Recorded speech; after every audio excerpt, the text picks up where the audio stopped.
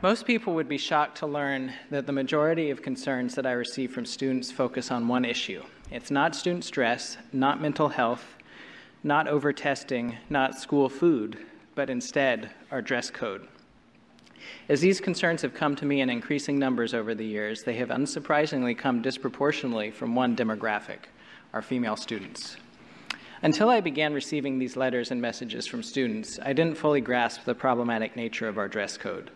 I imagine that many members of our community have also been surprised to learn what's in it. In its unedited form, the vast majority of banned items explicitly target women, just like so many other dress codes around the country.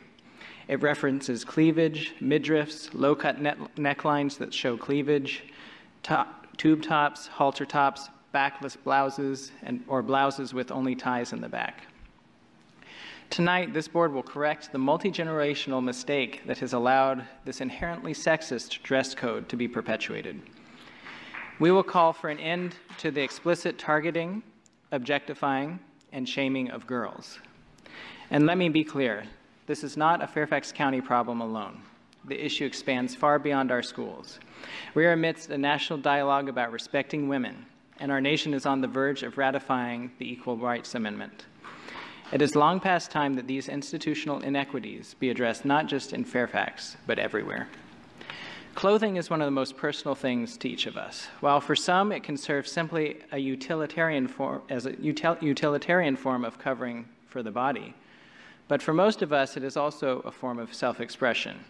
How institutions judge one's clothing has a strong effect on an individual's self-image and self-worth.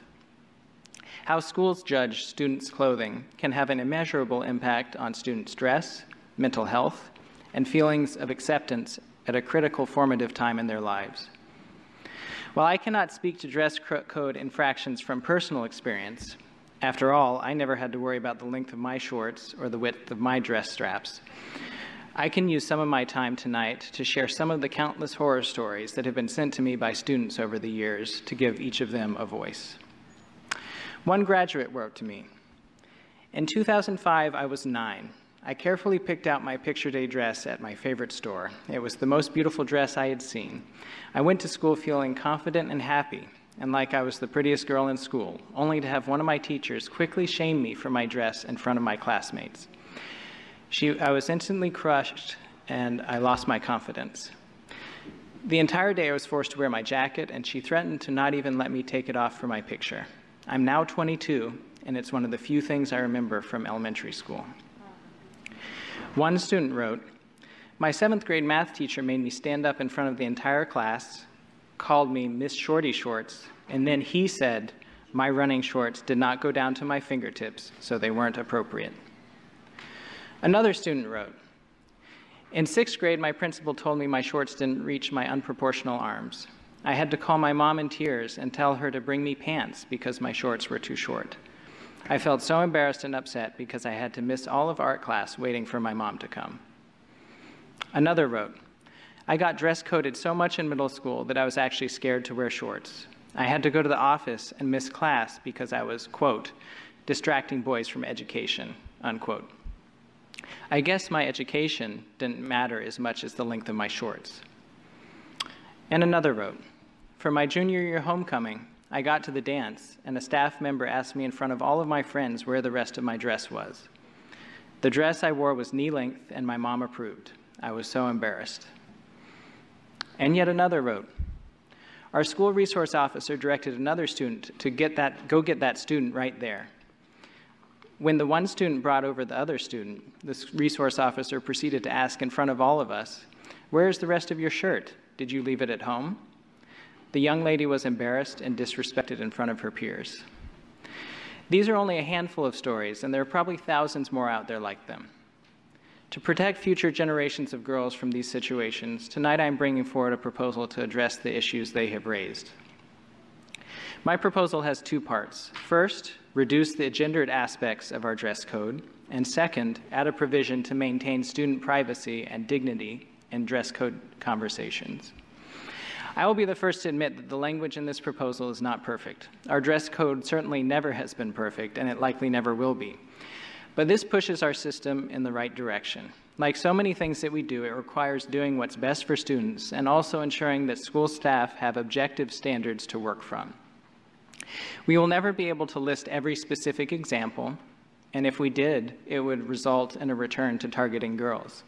It is impossible to anticipate every situation, and there will always be some sort of subjectivity. As a result, the most critical part of changing our dress code will be the training that accompanies it to ensure that our school administrators and staff respect the privacy and dignity of all of our students. Our staff is committed to embarking on that training in advance of the coming school year. Moving forward as a system, we must do all we can to change the culture where it's accepted to publicly call out and shame girls for what they wear. I am extremely grateful to Assistant Superintendent Teresa Johnson and Marianne Panarelli for their immense help in crafting this proposal and for working with our principals and legal counsel to come up with language that would be acceptable to as many stakeholders as possible. I'm hopeful that our efforts here tonight will be heard far beyond these walls and serve as encouragement to other school districts around the country to follow our path. I hope Fairfax will be a catalyst for a nationwide conversation about the importance of ending body shaming and maintaining the dignity of students. To all the girls who have been targeted and publicly shamed as a result of our dress code, whatever we do tonight will not make up for what you experienced. I want to publicly and sincerely apologize to you. I want you to know that I am so sorry it has taken us so long to make this important change. Please know that the experiences you have shared have helped inform us, and I'm so proud of you for pushing tirelessly for this important change. And to our current and future generations of students, I want you to know that, should this amendment pass tonight, the school board and the school system will do everything in our power to ensure that you are given the respect and dignity you deserve and that you are never shamed again.